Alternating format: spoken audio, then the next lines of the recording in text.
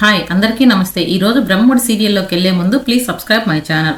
ఇక సీరియల్లోకి వెళ్తే కావ్య స్వప్నతో నేను సారీ చెప్పడానికి రెడీ అక్క, కానీ రాజ్ నా మీద కాస్త ప్రేమ ఉంది అని ఒప్పుకోమని చెప్పు, దానికి ఆయన రెడీనా? అయితే నేను అందరికీ సారీ చెప్పడానికి కూడా రెడీని అంటుంది.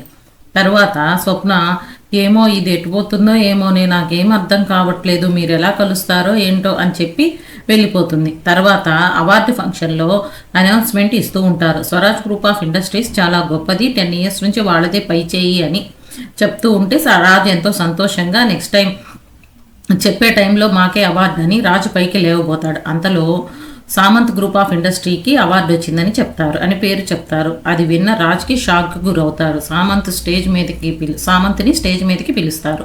సామంత్ వెళ్ళి స్టేజ్ మీద నాకు ఈ అవార్డు రావడానికి కారణం 2 స్త్రీలు అని చెప్తారు. మొదటిది అనామిక, ఈమె నా లేడీ లక్ అని కూడా చెప్తాడు. తర్వాత నేను తనని పెళ్లి చేసుకోబోతున్నానని కూడా చెప్తాడు.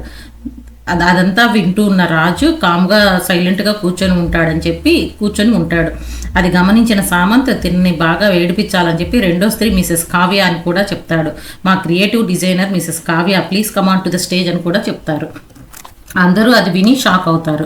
దుగ్గిరాల ఫ్యామిలీ మొత్తం ఇంట్లో కూడా షాక్లో ఉండిపోతారు.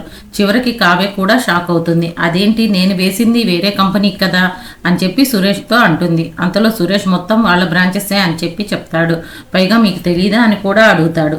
పైగా మీకు తెలీదా అని అడగగానే కావ్యకి చాలా కోపం వస్తుంది. అంతలో అనామిక స్టేజ్ మీదకి రమ్మని ఫోర్స్ చేస్తుంది. గత్యంతరం లేక స్టేజ్ ఎక్కి అవార్డు తీసుకుంటుంది కావ్య. కోపంతో ఊగిపోతూ ఉంటాడు రాజ్. తర్వాత మీడియా వాళ్ళు కావ్యను 100 ప్రశ్నలతో విసిగిస్తారు. ఇంట్లో నుండి విడిపోయారంట కదా, రీజన్ ఏంటి, రాజ్తో మీకున్న ఇబ్బంది ఏంటి, ఆ ఇంటి నుండి విడిపోయినాక అనామికతో చేతులు కలిపారా అని ఇలాంటి ప్రశ్నలు 100 అడుగుతారు.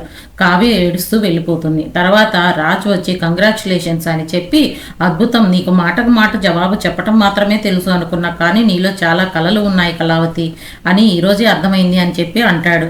ఇన్ని రోజులుగా మా మధ్యనే ఉంటూ నీ నిజస్వరూపం ఏంటో తెలుసుకోలేకపోయావు, ఇప్పుడు నీ నిజస్వరూపం ఏంటో బయటపడింది అని చెప్పి కూడా అంటాడు. నువ్వు నా నమ్మకం మీద కొట్టావు, ఇక ఎప్పుడు నాకు నీ మొహం చూపించుకో అని చెప్పి వెళ్ళిపోతాడు. దానికి కావ్య ఎంతో ఏడుస్తూ బాధపడుతూ ఉంటుంది.